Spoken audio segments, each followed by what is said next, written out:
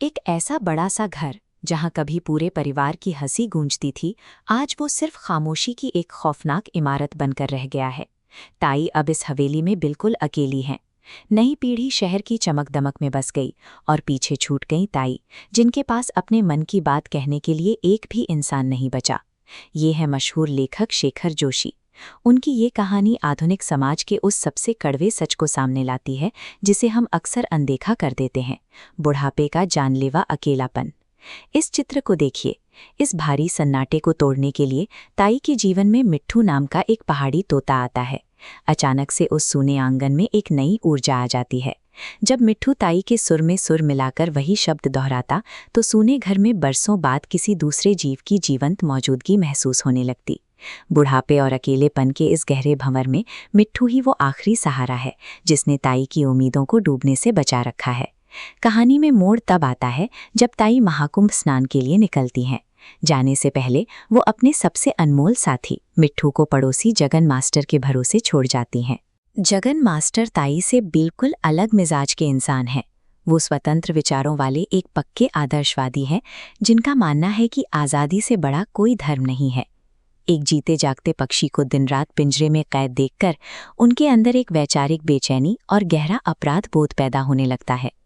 इस तस्वीर में आप उनके उस निर्णायक कदम को देख सकते हैं। अपने इस पाप का प्रायश्चित करने के लिए मास्टर साहब एक दिन पिंजरे का दरवाज़ा खोल देते हैं। तोता उड़ जाता है, लेकिन जैसे ही आसमान में वो ओझल होता है, आज़ादी का वो सुकून तुरंत एक गहरे डर में बदल जाता है। यहाँ एक अजीब सा वैचारिक टकराव है। जो कदम जगन मास्टर के लिए किसी पक्षी को दी गई आज़ादी और पुण्य का काम था, वो अनजाने में एक बूढ़ी औरत की पूरी दुनिया को उजाड़ देने वाला फैसला साबित होता है। ताई के तेज स्वभाव और मिट्ठू के लिए उनकी दीवानगी को याद करके जगन मास्टर पसीने पसीने हो जाते हैं। उन्हें समझ नहीं आता कि अब ताई को वो क्या जवाब देंगे। सच का सामना करने से बचने के लिए वो गांव वालों की सलाह मानते हैं और बाजार से बिल्कुल वैसा ही दिखने वाला एक नया तोता ले आते हैं, एक एवजी तोता। अब वो दिन रात उस नए तोते के पिंजरे के सामने बैठ जाते हैं और उसे ताई की ही तरह राम राम और गीता के श्लोक रटाने की हताश कोशिश करने लगते हैं। इस कृति की विडंबना देखिए।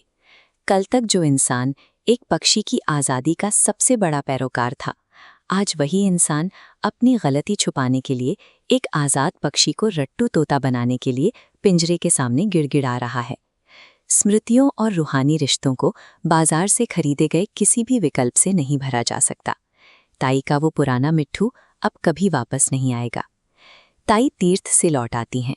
कुंभ से आने के बाद वो अपने घर जाने के बजाय सीधे जगन मास्टर के दरवाजे पर पहुंचती हैं। उनका असली सुकून तो उनके मिट्ठू के पास ही था। इस चित्र को ध्यान से देखिए।